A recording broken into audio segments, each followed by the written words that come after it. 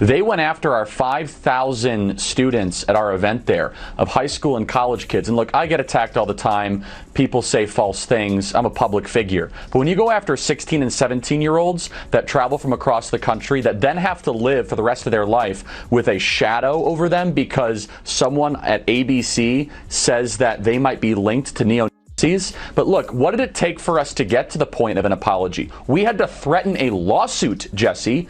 And by the way, we're still entertaining it. Sunny Hostin just had the emotional equivalent of a Wi-Fi signal in a cave. Completely lost and gone. After Charlie Kirk and Joe Rogan teamed up, her ego was smashed into oblivion. Tears? Check. Confusion? Oh, absolutely. It turned into a meltdown so dramatic that even soap operas could have taken notes. But what exactly did they say that left Sunny drowning in regret? Grab your popcorn because this takedown was so brutal even her teleprompter looked like it needed therapy. Her disgusting, gross elitism and her complete out-of-touch nature with respect to the rest of the world. Sunny Hostin goes on The View and decides now would be a great time to dump all over the so-called uneducated. What we did not have is white women who voted about 52%, right, for Donald Trump. Uneducated white women, is my understanding.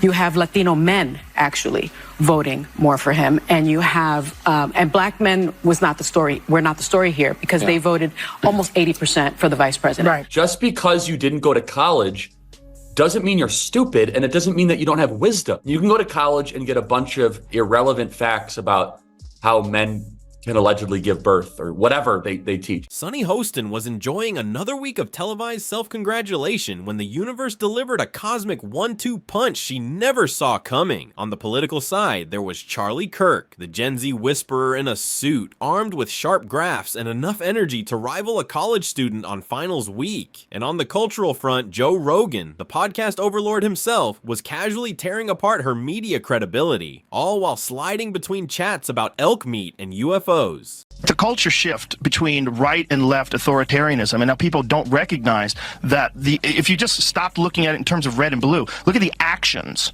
whether it's war, suppression of free speech, pharmacological interventions that are mandatory, whatever it is, that used to all be associated with the authoritative right, the authoritarian right, and now those things are being embraced by the left. And I just think it's just an ideology thing, and I think we get confused and we think we're on the right side, we're on the right side, and if it's our side that's saying this, for sure that's the right thing to do, and no one's critically thinking about this. Joe Rogan is the gateway drug for young men that thought they were Democrats to become MAGA. Joe Rogan is the bridge. And on that bridge, they'll see RFK. They'll see Elon Musk. She never saw it coming, mostly because she was too busy monologuing to a studio audience that treats echo chambers like a public service. The first strike? Charlie Kirk's data bomb. It's always a spectacle when he takes a break from lecturing at a university with 3 protesters and a dog sporting blue hair, only to intellectually vaporize someone on national television without even being in the room. The final point I'll say is this, is Sunny, you guys thought that abortion was going to be this like quasi-zealot religious issue? I'm pro-life. If people in the audience aren't, that's fine. What I'm saying though, what gives me promise, and I think we can all agree on this, is that there are other issues that should animate and drive our politics other than this very divisive one. And I was really encouraged by that, Megan. Very encouraged, because the media was forcing this as an up or down vote on a referendum on a highly complicated, very emotional, very personal issue. And it turned out the American people were like, yeah, actually, these other 6 things matter more. Charlie Kirk, never one to hold back on what everyone with an economics degree and a hint of common sense can see, dropped the blueprint of elite media's detachment with all the grace of a wrecking ball. And who better to stand as the shining symbol of that clueless cathedral than Sunny Hostin herself, the self-proclaimed high priestess of progressive posturing. Charlie Kirk's the founder and CEO of Turning Point USA and the author of the new book, The College Scam. So, Charlie, do you accept The View's apology? I mean, regardless of whether or not I accept it, the question is, do our students accept it? That's really what's at heart here. Well, it is the show that people love to hate. Yes, that's true. That's true. They get so much hate watching viral clips of them saying ridiculous things I mean, Yeah. it is a rabies-infested henhouse. Charlie didn't even need to say her name. He just unpacked the overstuffed suitcase of bad takes that The View ships first class every morning. Talking points like voter suppression is everywhere, or conservatives hate minorities, or the fan-favorite Republicans are dragging us back to 1952. Then he did what no clapping studio audience dares to do. He ran the numbers, real ones, the kind that bounce off Sunny's opinions like Nerf darts against a brick wall, numbers that revealed minority voters swinging toward conservatism because, shockingly, they don't enjoy being lectured by millionaires pretending they know what a grocery bill looks like. Charlie dug even deeper, exposing the oxymoron of TV millionaires crying about oppression from Manhattan balconies while sipping almond milk lattes and insisting the system is rigged. The only thing rigged is the applause sign flashing above their heads. Then came the elitism nuke. Sunny, perched permanently in the penthouse of media privilege, became the perfect poster child for pundits who mistake having a producer in their ear for being a philosopher. Charlie ripped through the facade, showing how these elites confuse their tax brackets for moral authority. It's like getting life advice from someone who actually believes Whole Foods is a bargain store. And the nerve of this woman to whom the country has given so much to try to dump on people who didn't go to college. Look at you. Look at your achievements. How do you like the so-called uneducated now, Sunny? Yeah, and again, by the way, rarely do you get the answer to a question in the question. And her whole question is exactly why there was a rebellion against them. Yes. Listen, just because you didn't go to college doesn't mean you're stupid, and it doesn't mean that you don't have wisdom. I always differentiate between knowledge and wisdom.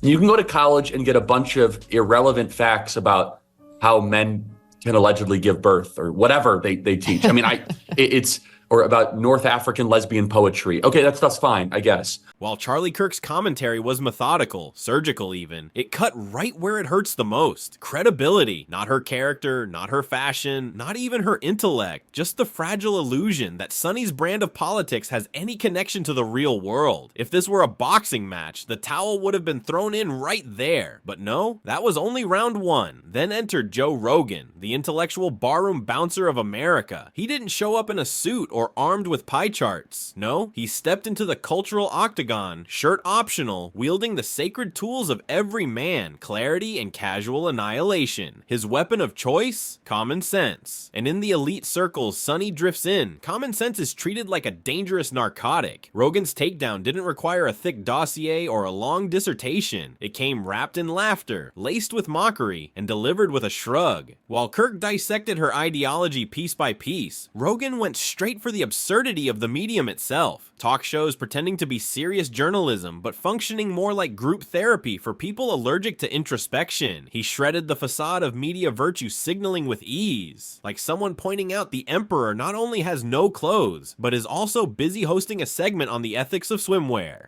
The episode of you when you were on The View, when you were running for president, you got introduced as our friend Donald Trump. But does he really want to add President of the United States to his resume? A lot of people would like him to. Please let's find out, and please welcome my friend, Donald Trump. That's right. Whoopi Goldberg gives you a big hug and a kiss. Joy Behar gives you a big hug. Barbara Walters gives you a big hug. And then you actually started winning in the polls, and then the machine started working towards you. That red hat that says Make America Great Again, might as well just put a sticker on the hat. Rogan, with his trademark mix of gym locker room grit and podcast philosopher flair, went straight for the jugular, questioning how these media darlings became cultural gatekeepers in the first place. While Sunny was busy clutching pearls over trending hashtags, Rogan was busy tearing apart the very premise of her brand, a host who somehow manages to make every issue about herself while pretending to speak for everyone else. He contrasted it with his own world, conversations with people who faced real crises, made hard decisions, and didn't run to a publicist before daring to share an opinion. The contrast was brutal. On one side, you had media elites treating pain, poverty, and politics like a theme park ride, and on the other, people actually living it, discussing it, and even laughing at the insanity of it all. Rogan didn't even need to say Sunny's name. That's the beauty of a roast so sharp it lands even when the target isn't directly called out. He exposed how these talk shows have become echo chambers of elite self-regard. Graveyards where reality goes to die under a mountain of manicured sound bites. Where Charlie Kirk used cold analysis, Rogan wielded ridicule, and the outcome was the same. A woman whose entire on-air persona depends on never being challenged suddenly looked like a badly written character in a satire about TV news. Talking to some of the best lawyers out there that are experts in this, and as you know, these things can be very complicated. There's a lot of facts and circumstances around it, but we're not going to let this go, because you should not be able to smear 5,000 high school and college kids and then just be able to walk away with it. And the reason they felt they needed to do that, Jesse, is because if they told their audience the truth, that when gas is the most expensive it's been, flights are super expensive, that 5,000 kids decided to spend a weekend in summer traveling across the country to go hear from conservative speakers, maybe the audience of The View would think twice about all of their ideas. That's why they felt so compelled to try to smear our wonderful summit this last weekend. Yeah. Now, here's where it turns almost poetic. Two men so wildly different in style, approach, and vibe, somehow aligned like a lunar eclipse of reckoning. Neither even knew the other was coming, yet together they unraveled a narrative that had been polished, painted, and promoted for years.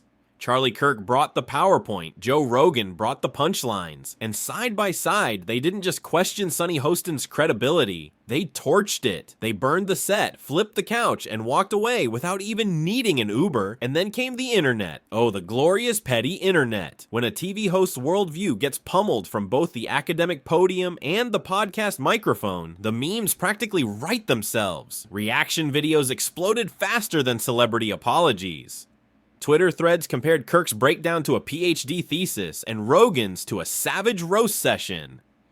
TikTokers jumped in, duetting each takedown like it was Shakespeare in sweatpants. And Sunny, she didn't respond, because how could she? How do you answer being dismantled by two men who didn't even need to mention you by name? This wasn't a conversation, and it wasn't a debate. It was a cosmic audit, and the receipts, they were not in her favor. Even her defenders couldn't spin it because the critiques weren't about looks or tone. They cut to the core of the problem, the hollow substance behind a persona propped up by network-funded righteousness.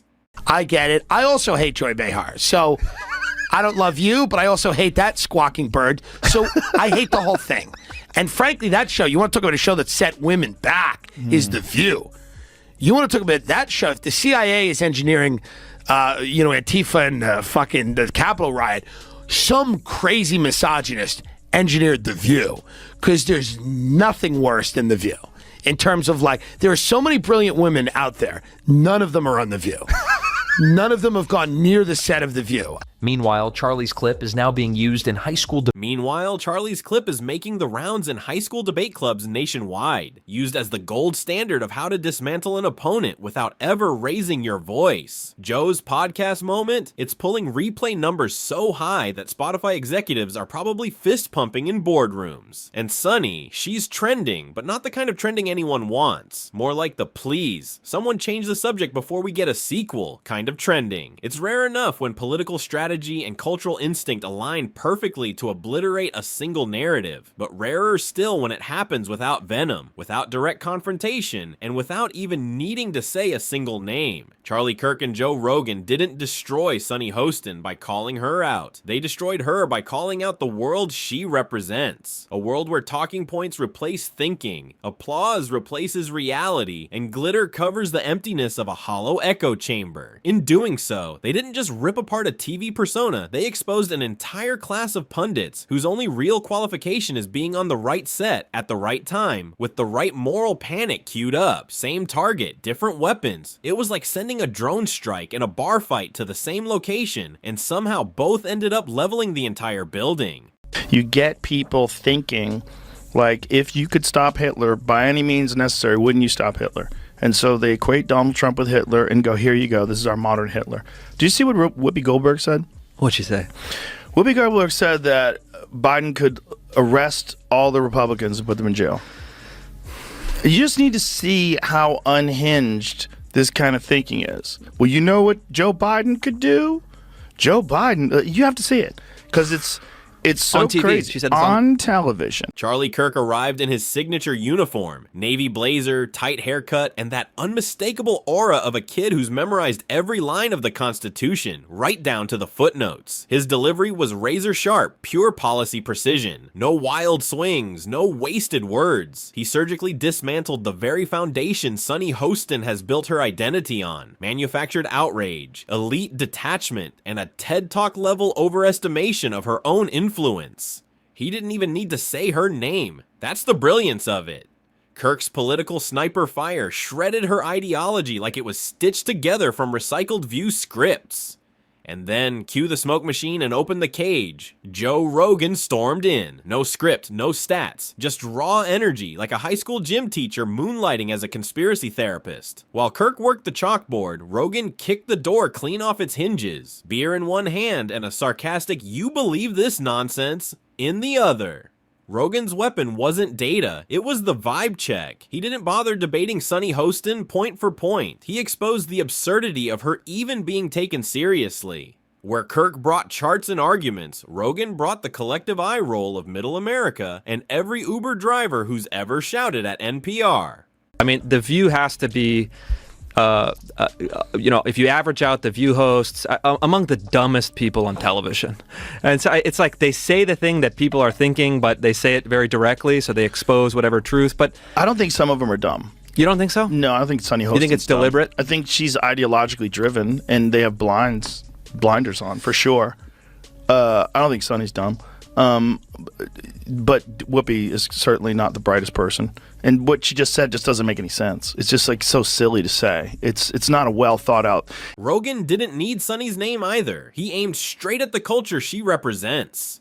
The plastic pundits who bathe in self-importance, speak in prepackaged sound bites, and can't answer a real question without checking their publicist's pulse. That's where the gut punch landed, not with malice, but with mockery. And mockery stings more than data ever could. You can argue numbers, but you can't argue being laughed at. Here's the twist. These two takedowns didn't overlap. They complemented each other like a left jab followed by an unexpected steel chair.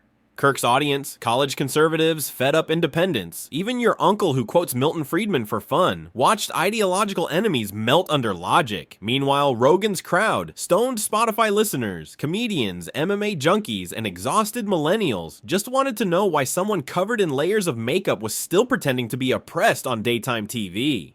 The same person took two devastating hits from two wildly different battlefields. It wasn't teamwork, it was cosmic coincidence. A unified strike of logic and laughter. A spontaneous combustion where too much unreality collided with too much honesty. That's why it landed so hard. You don't expect a politician's chalkboard rant and a stoner's stand-up set to converge at the same truth. But they did, and Sunny Hostin just happened to be standing at the epicenter of that inconvenient agreement.